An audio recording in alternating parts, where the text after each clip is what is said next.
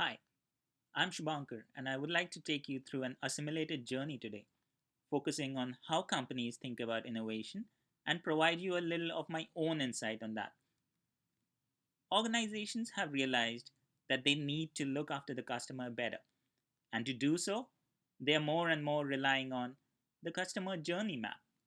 Well, what firms miss with this is that they are focusing on the customer's journey through their own products, still being kind of self obsessed in a way. The journey map here is simply one way to look at a customer's journey to understand his or her needs. This is what I call the the horizontal journey map. But what about the vertical journey map? Let us take the example of an immigrant.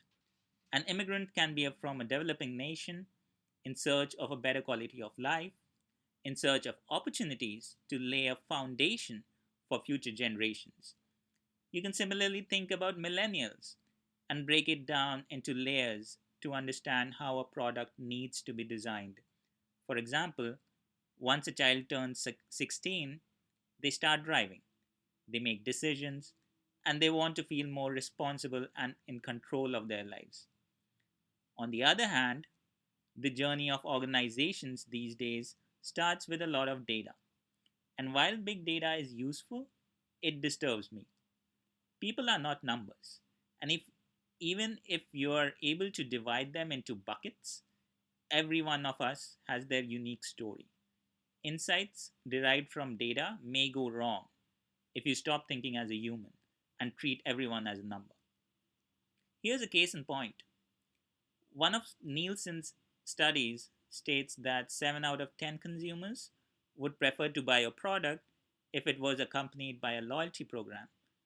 The basic flaw to such data, in my opinion, and to such data and thus insight, is that the consumers answer such surveys in front of a screen and not while being at this actual situation.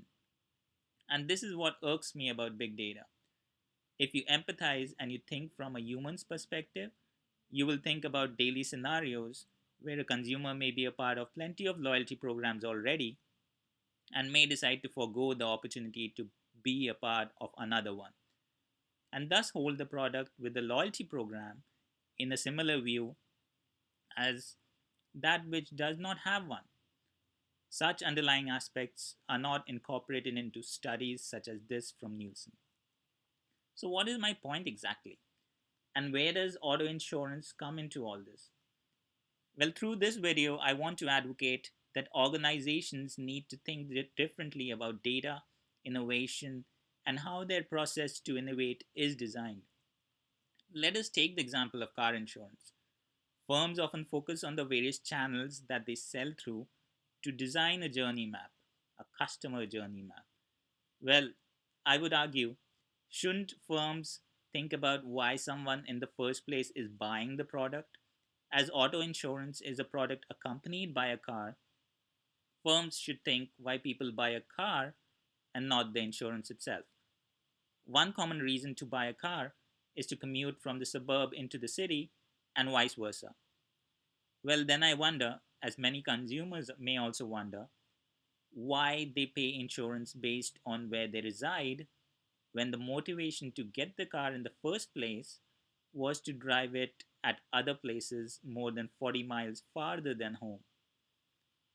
The insurance industry, excuse me, thus impacts the consumer's decision of buying or renting a place and does so negatively, as the consumer wants minimal factors affecting the overwhelming decision of moving places.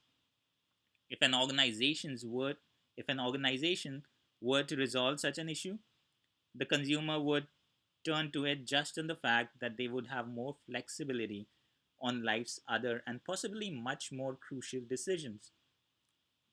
Would a better solution be an integral of the places that the car goes to? I don't know, but I would love to explore such aspects to change how consumers view the insurance industry.